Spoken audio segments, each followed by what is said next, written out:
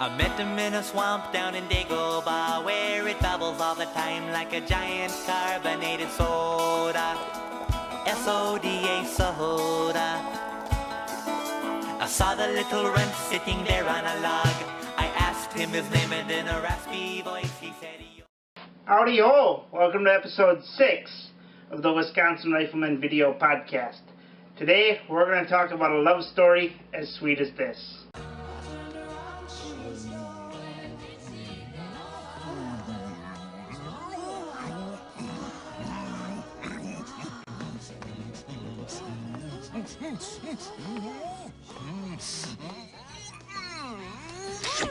So earlier today, when I was thinking about what I should do my show on, I was thinking I could do a review of the Ruger 1022, or the Ruger Single 6, or the Ruger Super Blackhawk.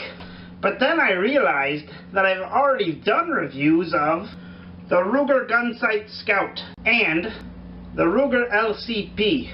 And I realized that if I did any of those options, I'd start to come off like a Ruger fanboy.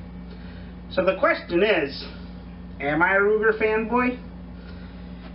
I think the answer to that has to be a qualified yes. I love Ruger products. They are just fantastic.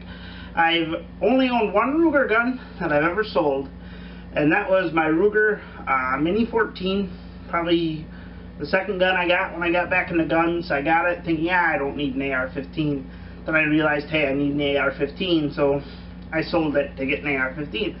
But every other Ruger gun I've ever owned, I've just loved more than life itself.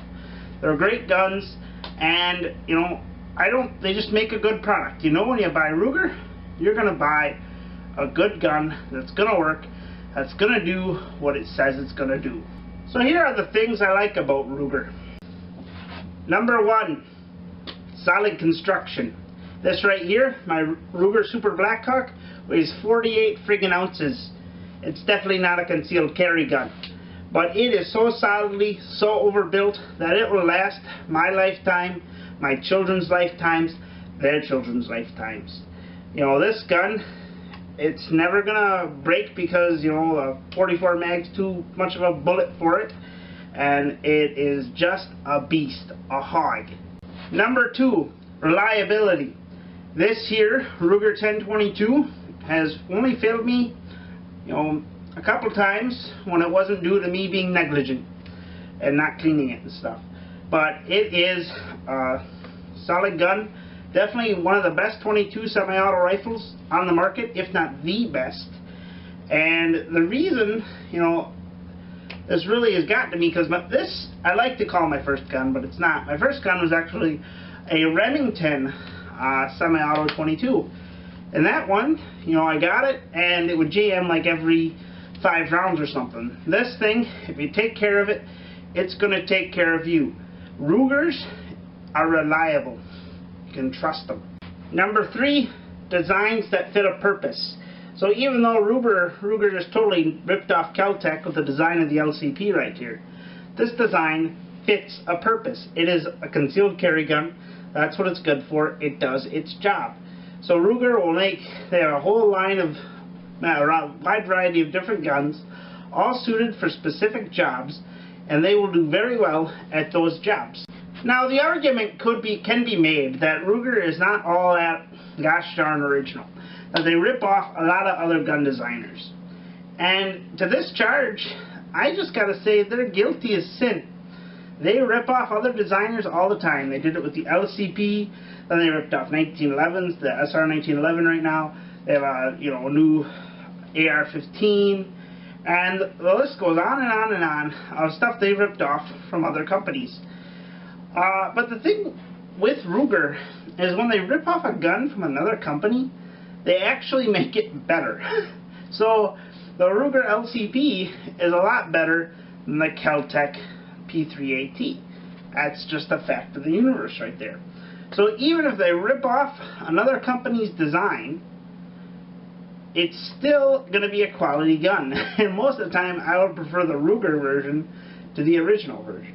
So the question is, am I a Ruger fanboy? And I said yes before, but I'm not a Ruger diehard that says, oh, if Ruger makes it, I'll buy it, I'll love it. An example of why I'm not is because, they make good products, I'll admit that, but I won't inevitably go for the Ruger. An example here is, a Glock. I have a Glock, polymer pistol. I also have an M&P 9 polymer, and I don't have a Ruger SR9. The reason for that is, this is a good criticism you can have of Ruger, is they take safety to the extreme level and almost are retarded with it.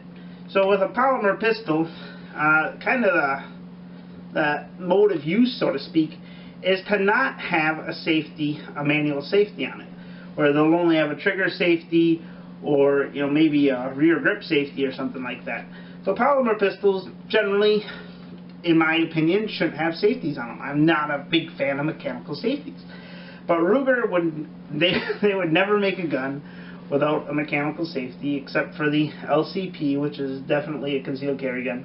So their SR9s have way too many safety features for me. And if you are following your 4 commandments of gun safety, you really don't need those mechanical safeties on your guns. So yes, I am a Ruger fan. I love Rugers. I am going to keep all the Rugers I have, probably never sell them, and I will buy more Ruger guns in the future. I'm really looking at a nice Ruger number 1 one of these days. That would be an awful sweet rifle to have.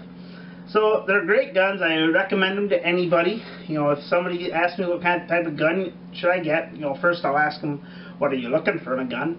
And then I'll help them narrow down their choices. But I'll never say don't get a Ruger. The Rugers are awesome. I've always been happy with them. So if you don't like Rugers, if you hate them, please talk about that down in the comments. Say, yo, Johan, you're retarded. Rugers suck. Or say, yo, Johan, Rugers are awesome. I agree with you 100%. So I love Rugers. I hope you do too. See you next week.